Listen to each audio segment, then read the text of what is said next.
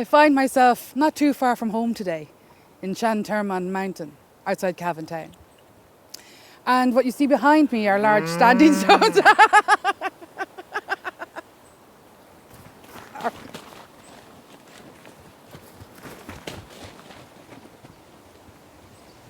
There are lots of different stories about the stones, all linked to Fionn McCool, and it's why they're called Fionn McCool's fingers.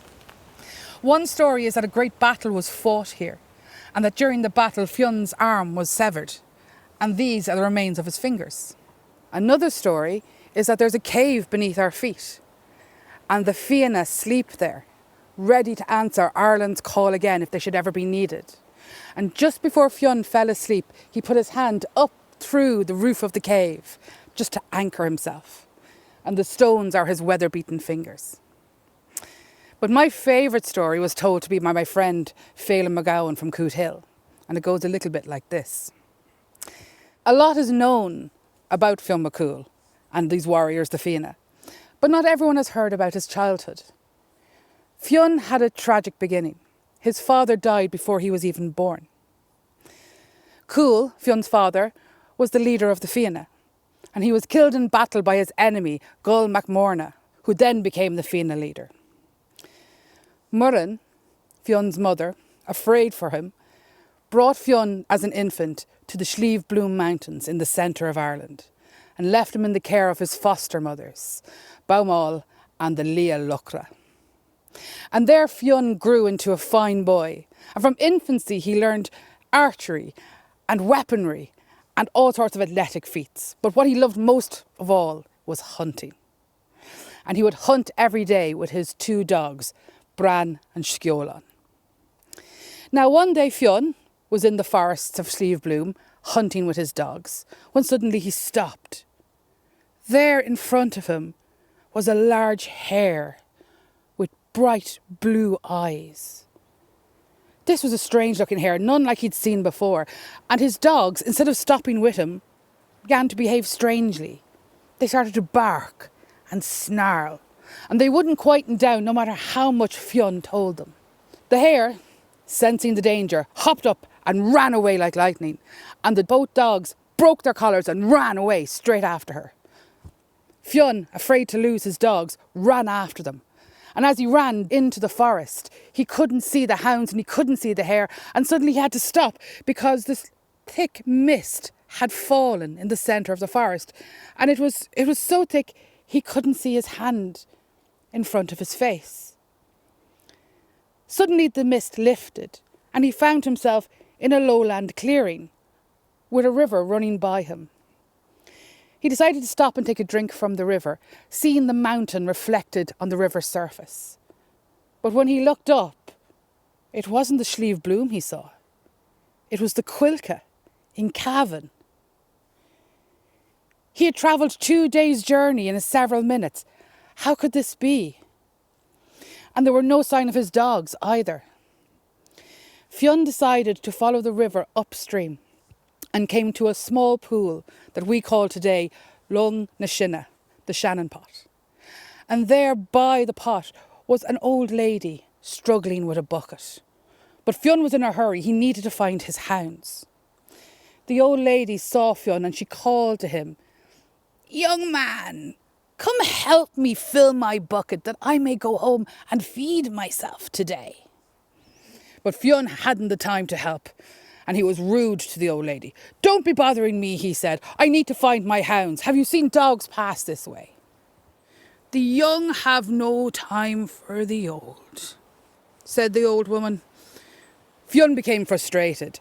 "Woman, I need to find my hounds. Did they pass this way?"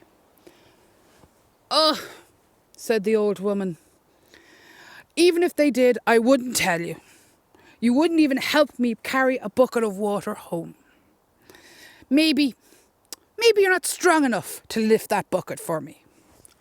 "I am," said Fionn, getting all proud. "Of course I can lift that bucket. I'm the tallest and strongest boy in my family." "I bet you couldn't lift that big stone over there," said the old lady. "Of course I can," said Fionn, and he walked over to the large boulder and getting his hands around it, he reached down and lifted the stone up. "Ah," said the old woman, "that doesn't look that hard. I bet you couldn't lift it over your head." "Of course I could," said Fionn, and he lifted the stone up over his head with all his might. "Ah," said the old woman, "I bet you couldn't throw that stone." And at this point, Fionn was so frustrated, and he threw the stone as far as he could, and it sailed across the county of Cavan, landing on Bruise Hill at the far end of the county. "Ah!" shouted Fionn, and looking down, he realised while throwing the stone he had broken his finger. Then he heard cackling. The old woman was laughing at him. "Poor warrior broke his finger throwing a stone."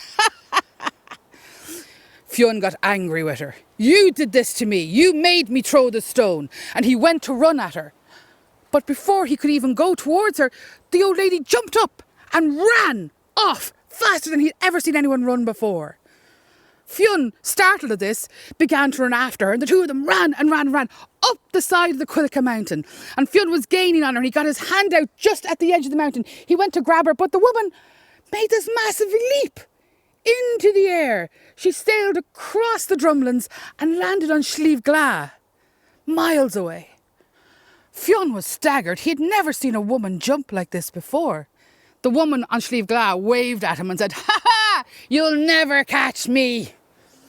Angry, Fionn found another boulder. He lifted it up and he threw it across the county. And the old woman waited, and she dodged the boulder. "Ha ha! Some warrior you are with an aim like that," she said. Angry, he ran towards Slieve Glah. And as he ran, she ran too. He got up on top of Slieve Glah. He looked down. She was in the hollow in Drumahilla. She danced around the place. "Sure, the big Fionn McCool can't get me down here." He looked around Slieve Glah for the boulder. He picked it up and he threw it again. This time grabbing it so hard he put his handprints into the boulder. She waited, and she dodged it again. It landed straight into the ground and became buried there.